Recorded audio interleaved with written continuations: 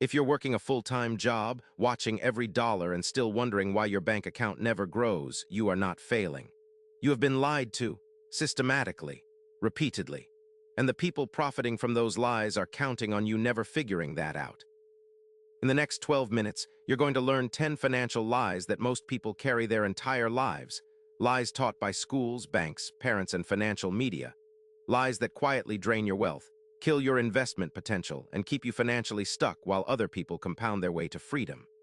Every single point comes with real data, real names, and real numbers. Stay until lie number 7. It's the one that costs most people over $200,000 without them ever knowing it. This is the foundational lie that keeps hardworking people grinding for decades with nothing to show for it. The assumption goes like this: earn more, have more. If you're not rich, you just don't earn enough yet. It sounds logical. It is completely wrong. Here's the data. The Federal Reserve's 2022 survey of consumer finances found that the median net worth of American households earning between $75,000 and $100,000 per year, solidly middle class, good income, is just $119,000 after decades of work. Meanwhile, someone who earned $45,000 a year and invested $400 per month in the S&P 500 starting at age 25 would retire at 65 with over $2.1 million, based on the index's historical 10.3% average annual return. The difference isn't income, it's behavior and ownership. Warren Buffett made 99.7% of his total wealth after the age of 52. That's not because his income exploded at 52, it's because he had spent decades buying assets that compounded. Sarah Blakely launched Spanx with $5,000 in personal savings, no salary, no inheritance, no investor capital, and built $1 billion business. Here's the structural truth most people miss. W-2 employment income is taxed at rates up to 37% federally. Long-term capital gains from investments held over a year are taxed at 0%, 15%, or 20%. And if your income is below $47,025 as a single filer, your capital gains tax rate is 0. The financial system taxes labor heavily and investment lightly. Chasing a higher salary without building assets means you're running faster on a treadmill. Stop optimizing your paycheck. Start building your asset column. You've heard it at Thanksgiving dinners, from coworkers, probably from your parents. Why are you renting? You're just throwing money away. This lie has pushed millions of people into overpriced real estate at the worst possible time, destroying wealth in the name of building it. Let's look at the actual numbers. A 2023 analysis by Moody's Analytics found that in 45 of the top 50 U.S. metro areas, it is cheaper to rent a home than to own an equivalent one. In cities like Austin, Phoenix, and Miami, markets that saw massive price run-ups, the gap between owning and renting costs grew to 50% or more in favor of renting. Here's what most people forget to calculate about homeownership. The average American homeowner spends 1.4% of their home's value per year on maintenance alone. On a $400,000 home, that's $4,000 to $16,000 per year, just in maintenance. Add property taxes averaging 1.1% nationally, $4,400 a year. Homeowners insurance, PMI if you put less than 20% down, HOA fees if applicable, and the transaction costs of 6% in realtor commissions when you eventually sell. A home you bought for $400,000 needs to appreciate to roughly $450,000 before you've broken even on transaction costs alone. Nobel Prize-winning economist Robert Shiller analyzed U.S. home prices for a full century. His finding: after inflation, American homes appreciated 0.6% per year on average from 1915 to 2015. The S&P 500 over the same period, 6.57% annually in real terms. Renting while investing the difference isn't financial laziness. In many markets, at many times in history, it has been the smarter wealth-building move. Know the math before you know the answer. The Federal Reserve's most recent report found that 56% of Americans own zero stocks. Zero. And when surveyed about why, the number one answer across income levels was, "I don't have enough money to start." This lie has a specific dollar figure in people's heads: $10,000, maybe $50,000, some round number where they feel ready to begin. While they wait, the market compounds for everyone already in it. Here's the reality in 2026. Fidelity, Schwab, and Vanguard all have zero account minimums. M1 Finance and Robinhood allow fractional share purchases for as little as $1. You can buy a fraction of an Amazon share, a piece of the entire S&P 500 index, or a slice of Apple with literally $1. There is no technical or financial barrier to starting today. Now the math, because this is where it gets powerful. A 25-year-old who invests just $50 per month, less than most people spend on streaming services, into an S&P 500 index fund earning the historical average of 10% annually, will have $328,988 by age 65. That's from $50 a month. 40 years of $50 contributions, a total of $24,000 out of pocket turns into $328,000. If they increase that to $200 per month, $1.3 million. The lie that you need a lump sum to begin has kept an entire generation watching from the sidelines while the market added trillions in value. Start with whatever you can. $25, $50, $100. The price of waiting is always, always higher than the cost of starting small. This lie is taught by well-meaning advisors who confuse the tool with the behavior. The famous advice, cut up every credit card, live on a debit card, and never touch credit again. For people in a behavioral debt spiral, that advice might be a necessary emergency brake. But as a long-term wealth strategy, it is expensive. Here's what the data shows. Americans who use credit cards strategically, meaning they pay the full statement balance every month, earn an average of $1,500 or more per year in cash back, travel rewards, and purchase protections. That is free money that debit card users leave on the table every single year. Now the credit score dimension. As of 2024, the average 30-year fixed mortgage rate was around 7%. But borrowers with credit scores above 800 consistently accessed rates 0.51, 5% lower than borrowers with scores in the 680-720 range. On a $400,000 mortgage over 30 years, a 1% rate difference costs or saves roughly $83,000 in total interest. Your credit score is a wealth tool. A damaged or non-existent credit profile is a wealth tax. The average credit card APR hit 24.37% in 2024, the highest level ever recorded. That's the trap. Carry a balance, pay that rate, destroy your wealth. But the card itself isn't the trap. The behavior is, use credit cards as a float for money you already have. Pay them in full monthly. Collect the rewards. The difference between mastering credit and fearing it is worth 6 figures over a lifetime. This one is subtle, which is what makes it so dangerous. From childhood, the message is simple. Save your money. Spend less than you earn. Put it in the bank. This advice sounds conservative and responsible. The problem is in where that money sits. The average savings account at a traditional U.S. bank, Chase, Bank of America, Wells Fargo, paid 0.46% APY as of 2024. Inflation ran at approximately 3.5% that same year. That means your money in a traditional savings account loses 3% of its purchasing power annually. You're going backwards while you think you're saving. Let's run 2 scenarios. A person saves $5,400 per year, the current American average, and puts it in a traditional savings account for 30 years at 0.46% APY. At retirement, they have approximately $186,000. The same person puts that $5,400 per year into a low-cost S&P 500 index fund at 10% historical average annual return. After 30 years, $890,000. The gap between those two outcomes is $700,000, not lost to spending or lifestyle inflation, but lost purely to not knowing where to put money. High-yield savings accounts at online banks like Marcus, Ally, or SoFi have paid 4-5% APY during recent years, 10 times what traditional banks offer FDIC-insured zero fees. For emergency funds and short-term cash, that is where your savings belongs. For long-term wealth, anything you won't need for 5+ years, the market. Saving is the foundation. But the foundation alone is not the building.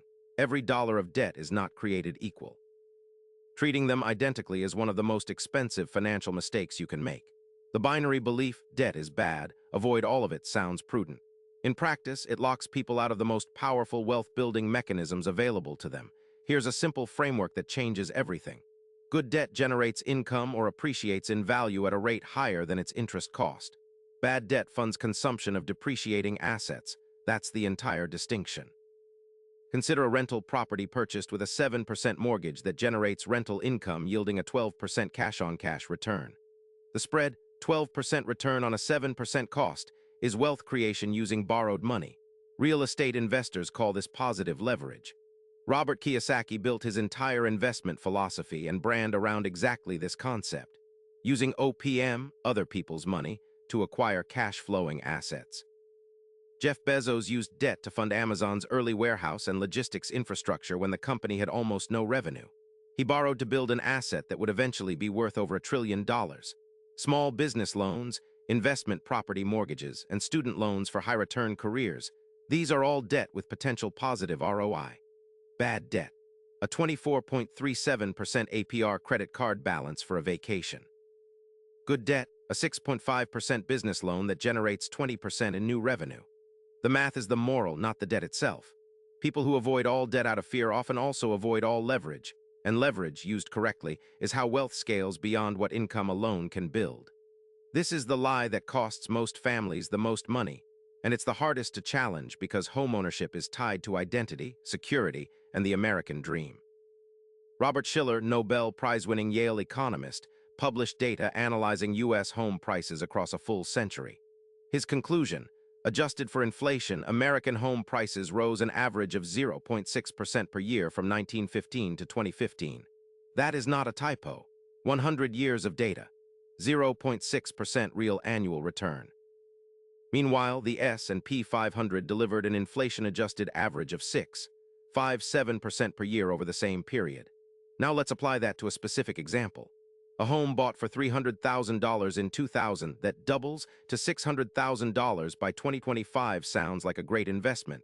100% gain over 25 years. But the annualized return is 2.9%. Subtract the 25 years of property taxes, averaging $3,300 a year equals $82,500 total. Maintenance costs averaging 2% annually, $6,000 a year equals $150,000 total. Insurance, and the 6% selling commission, $36,000. You are now looking at a real loss on your best investment. The same $300,000 invested in an S&P 500 index fund in 2000 would be worth approximately $2.1 million by 2025. The distinction that rich people understand: a primary residence is not an investment. It is a consumption asset. Income-producing real estate, rental properties, commercial real estate, REITs, can be genuine investments. But the house you live in is where your life happens, not where your wealth compounds. Understanding this one distinction could change every major financial decision you make. Every market crash triggers the same instinct. Get out now, wait for the bottom, buy back and cheap. It feels logical. It is statistically catastrophic. J.P. Morgan's Asset Management Division conducted a landmark study covering the S&P 500 from January 2003 to December 2022, exactly 20 years. The findings are unambiguous. An investor who stayed fully invested the entire 20 years earned an average annual return of 9.8%.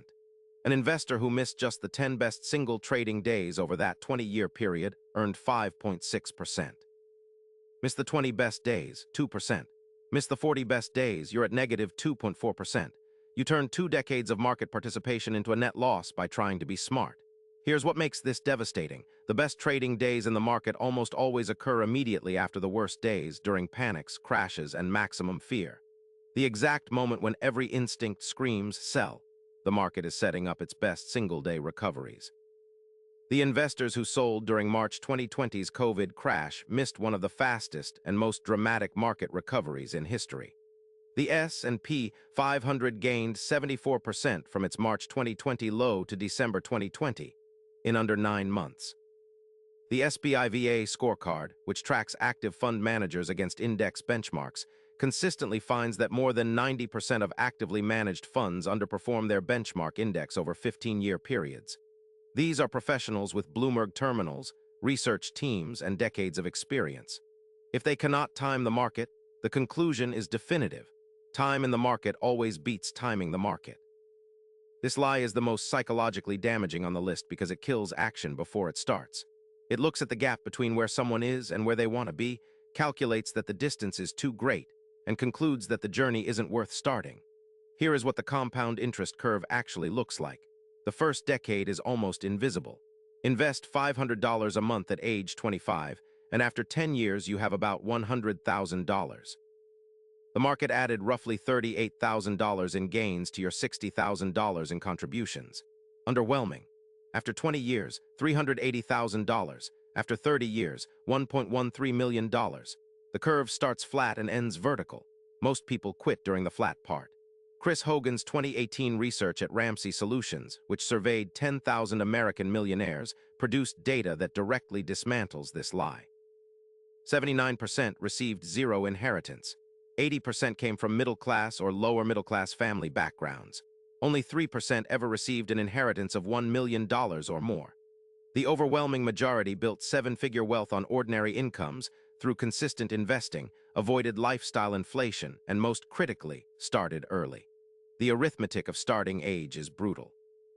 A person who invests $500 a month starting at age 22 and stops at 35, then invests nothing after that, will have more money at 65 than someone who invests $500 a month from age 35 to 65, 30 years of contributions versus just 13.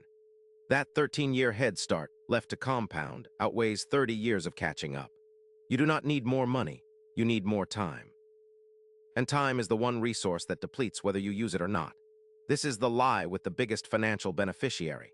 The U.S. financial advisory industry generates over $600 billion per year in fees, commissions, management charges, and interest payments, and complexity is the engine of that revenue. The more confused you are, the more you need them. The more you need them, the more they charge. Here is what academic research says about investment complexity. The three-fund portfolio, a combination of a U.S. total stock market index fund, an international stock index fund, and a bond index fund, has outperformed 85% of actively managed mutual funds over 20-year periods, according to SPIVA data. 3 funds, that's it. That's the entire strategy. A financial advisor charging the industry standard 1% assets under management fee on a $500,000 portfolio costs you $5,000 per year. On a $1 million portfolio, $10,000 per year. Over 20 years, with compounding, that fee structure can cost you $300,000 in wealth. Vanguard's index funds charge as little as 0.03%, 3 cents per $100 invested. John Bogle, founder of Vanguard and the man who invented the index fund for retail investors, calculated that over a 50-year investment lifetime, a 2% annual fee versus a 0.05% fee costs the average investor approximately 2/3 of their final portfolio value. 2/3, gone in fees. The actual foundations of wealth building fit on a single index card.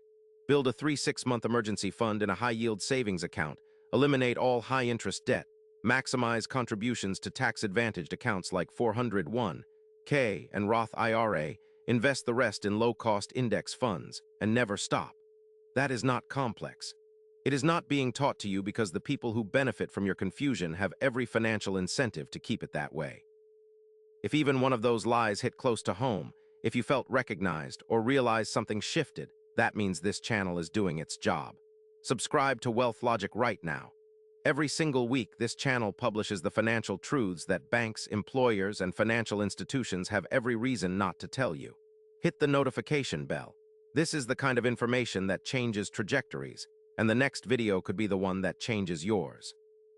Here's your challenge before you move on. Pick one lie from this list, just one that you've been living by, and take one concrete action against it today. Not next Monday, not when your next paycheck hits. Today, open a brokerage account with $0 and set up a $25 automatic investment.